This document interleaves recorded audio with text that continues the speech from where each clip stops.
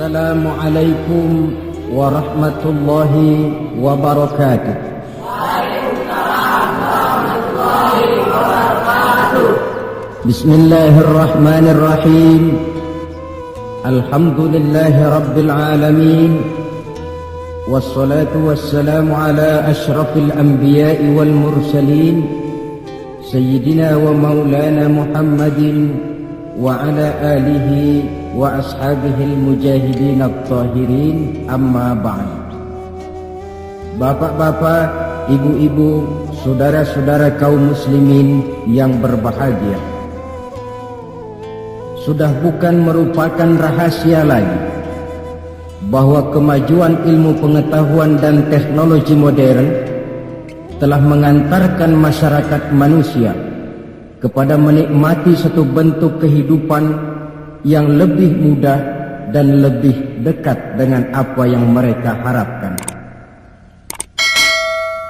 Dengan kemajuan ilmu dan teknologi, dunia telah dirubah oleh manusia seolah-olah dari sebuah daerah yang kosong menjadi kota-kota yang penuh dengan gedung-gedung pencakar langit. Apa yang bagi manusia yang hidup di masa lampau hanya ada dalam idealisme mereka, sekarang ini sudah bukan merupakan rahasia lagi. Orang telah bertandang ke bulan, dan mungkin dalam beberapa tahun yang akan datang mereka akan mendarat pula di planet-planet lainnya. Kekurangan tanah pertanian bisa diatasi dengan merubah gurun pasir yang gersang dan tandus menjadi areal pertanian yang subur. Hujan lokal dapat dibuat. Kekurangan air bisa diatasi dengan penyulingan air laut melalui proses kimiawi. Penyakit-penyakit akan berkurang dan hidup makin dekat kepada apa yang diharapkan. Pertanyaan yang paling mendasar ialah, sudah sampaikah manusia kepada kebahagiaan? Adalah benar, dengan kemajuan ilmu dan teknologinya, manusia mencoba menyingkap tabir rahasia alam ini. Namun tiap kali tabir rahasia itu terbuka, terbentuk pula misteri-misteri baru yang memerlukan jawabannya.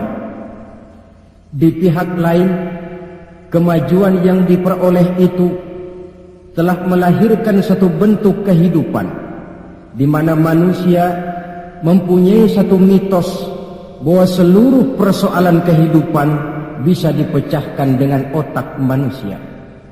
Maka aspek-aspek ketuhanan, mistik dan kerohanian mulai ditinggalkan oleh manusia.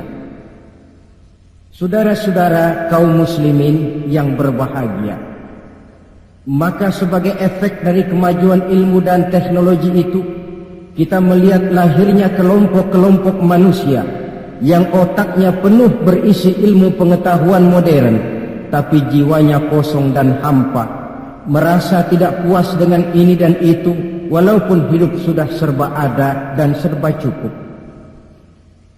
Akibat lainnya ialah kerusakan terhadap alam. Kita maklum, manusia memulai orientasinya dengan tunduk kepada alam.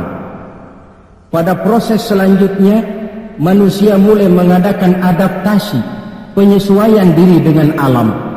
Dan selanjutnya manusia mulai mengadakan eksplorasi, penundukan kepada alam, memanfaatkan alam untuk menunjang kebahagiaan yang mereka dambakan.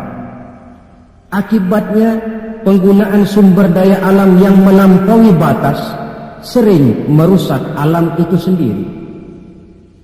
Kita ambil satu contoh misalnya.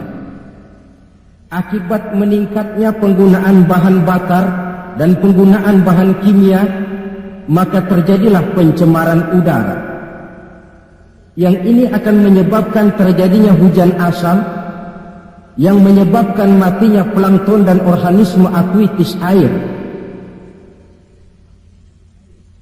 Di sisi lain kita melihat akibat percobaan-percobaan nuklir misalnya, yaitu rusaknya lapisan ozon di atmosfer yang akan menghilangkan perlindungan makhluk hidup terhadap sinar ultraviolet dari matahari, yang pada gilirannya ini akan menaikkan frekuensi daripada penyakit kanker.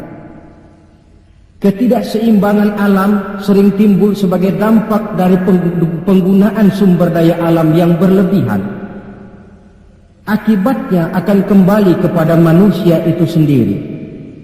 Alam memang tidak selalu ramah, memberikan begitu saja apa yang dibutuhkan oleh manusia. Tetapi alam juga bisa kejam kalau sumber daya yang dimilikinya dikuras secara berlebihan tanpa memperhatikan keseimbangan yang ada di dalamnya.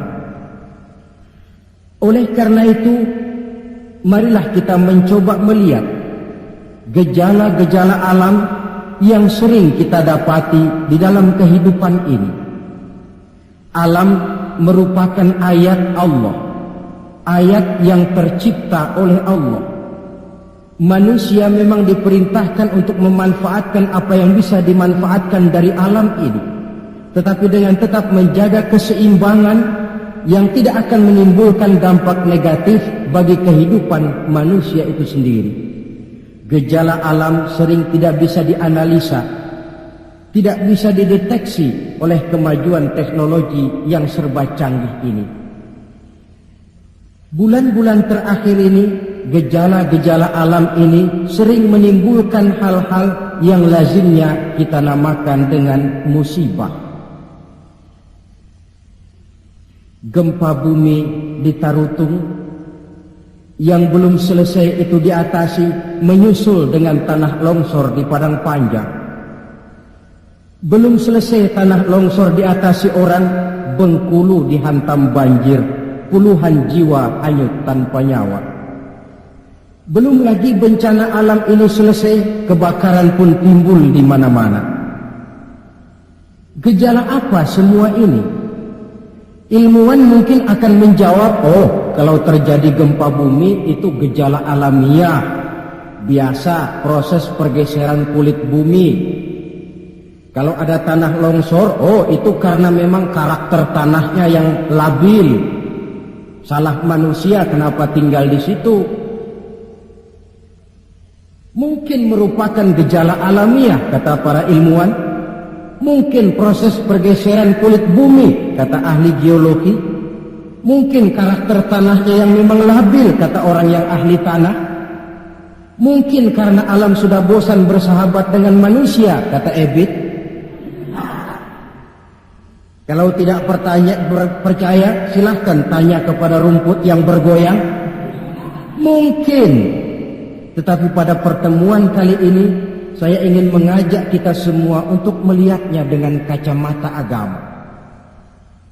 Saya katakan tadi bahwa gejala alamiah sering tidak bisa dideteksi oleh ilmu dan teknologi modern.